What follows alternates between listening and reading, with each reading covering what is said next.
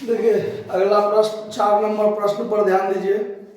सवाल का जो मेन हेडिंग है वो है किस्त में अतिरिक्त ब्याज लगाना।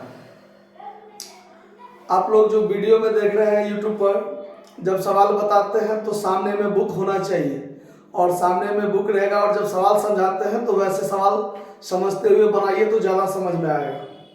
4 नंबर प्रश्न पर ध्यान दीजिए। 1 जनवरी 2007 को एक छपाई कंपनी ने एक मशीन किस्त भुगतान पद्धति पर खरीदी जिसका नगद मूल्य 4,000 रुपया है।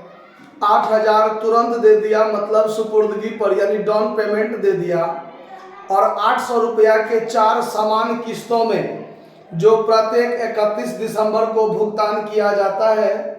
ठीक है। इसके अतिरिक्त प्रत्येक वर्ष शेष पर 6% वार्षिक के दर से ब्याज भी दिया जाता है। अब कहता है कि छपाई कंपनी के पुस्तक में विक्रेता का खाता बनाइए और सभी किस्तें समय पर चुका दी गई है। तो सबसे पहला काम कैलकुलेशन ऑफ इंटरेस्ट करना है। कैलकुलेशन ऑफ इंटरेस्ट, इसका कैलकुलेशन करना है।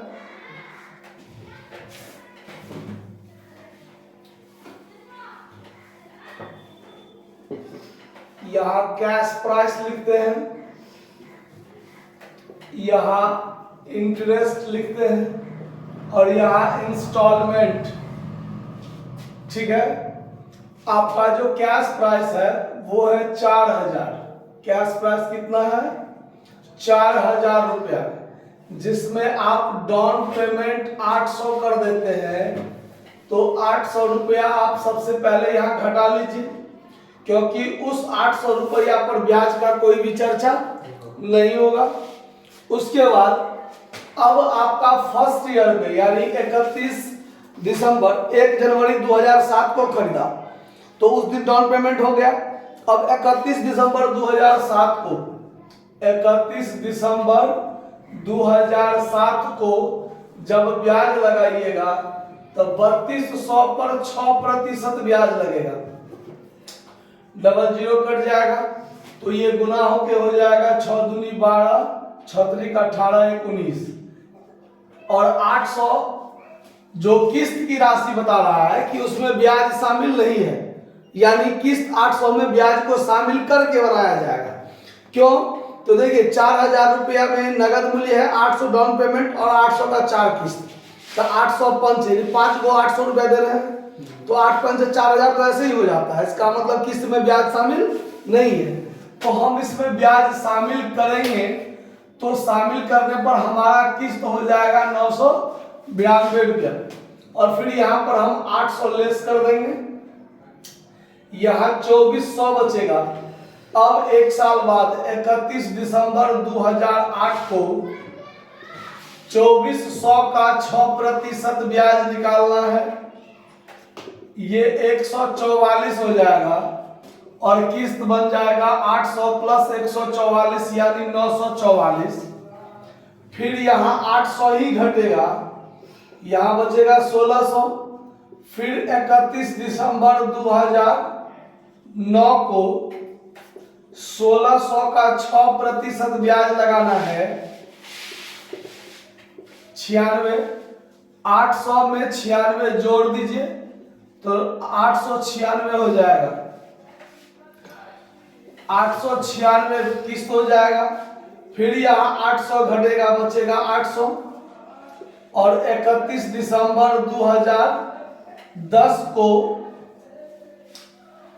800 का 6% निकालना है, अंतिम किस्त है। और दूसरे सवाल सब में देखते थे कि अंतिम किस्त के टाइम पर इंस्टॉलमेंट में से कैश प्राइस घटा लेते थे, अंतर की राशि ब्याज होता था। तो यहाँ पर आपको इंस्टॉलमेंट की राशि दिया हुआ है नहीं ना, कि कैश प्राइस और प्लस ब्याज दोनों मिलाकर जो इंस्टॉलमेंट होता है वो तो है नहीं, तो आप किस में से घटाइएगा, इसीलिए आपको निकालना है। तो यहाँ कट जाएगा 8 48, और 800 में 48 रुपया आप ब्याज जोड़ दीजिए तो 848 आपका किस्त हो जाएगा। बात खत्म। और फिर यहाँ 800 घटा दीजिए, बात खत्म, आगे कुछ नहीं होगा इससे आगे। ठीक है।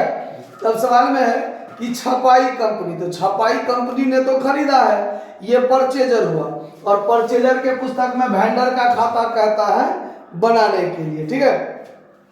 तो in the books of printing company जो कि परचेजर है, क्या है, परचेजर है, इसके पुस्तक में बनाना है आपको वेंडर्स का खाता, वेंडर्स अकाउंट बनाना है।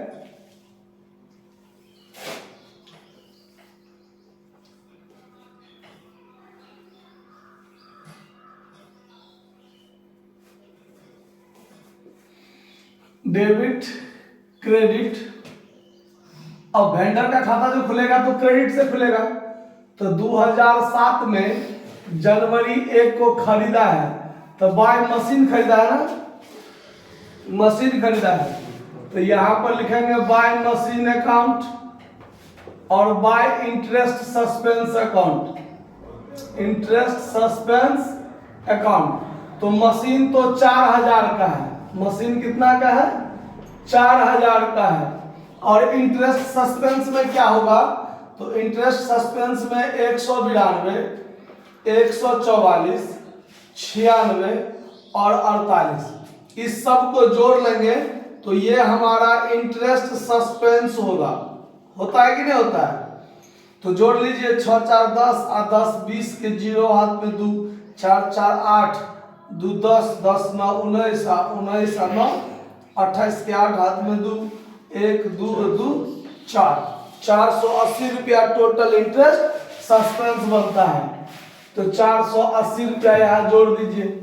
अब 2007 को जनवरी 1 को to cash account down payment दिया है 800 रुपया, और फिर दिसंबर 31 को टू कैश अकाउंट इंस्टॉलमेंट भी चुकाया है।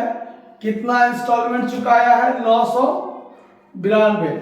अब आपको यहां पर टोटल करना है 4480, 4480 में से घटाइए 1792 घटाइए, जो बचेगा वो हो जाएगा to balance CD same rate में। तो 1792 घटाने पर कितना बचा, 2688 रुपया। अब क्या करना है, तो 2008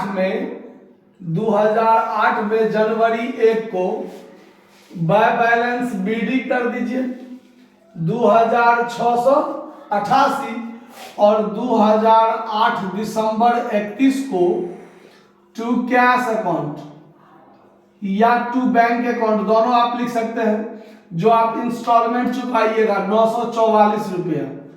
अब इसमें से इसको घटाइए, जो बचेगा वो टू बैलेंस सीडी 2688 में से इतना घटाइएगा, जो बचेगा टू बैलेंस सीडी 1744 रुपया।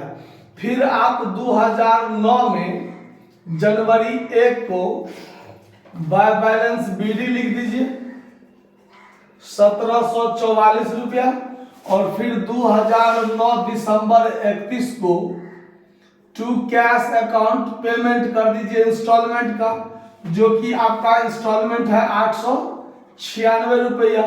फिर बात खत्म। यहाँ पर 1744, इसमें से इसको घटा दीजिए 1744 घटा दीजिए, जो बचेगा टू बैलेंस सीडी 848 रुपया बचा होगा। फिर 2010 जनवरी 1 को बाय बैलेंस बीडी लिख दीजिए 848, और यही 848 अंतिम किस्त के रूप में 2010 दिसंबर 31 को टू कैश अकाउंट पेमेंट कर दिया गया 848, और ये खाता बनकर तैयार। सवाल में एक ही खाता कहता है बनाने, अगर और कहता तो और खाता बनाते, सवाल में एक ही कहता है तो सवाल बनकर तैयार है। नोट कर लीजिए। धन्यवाद।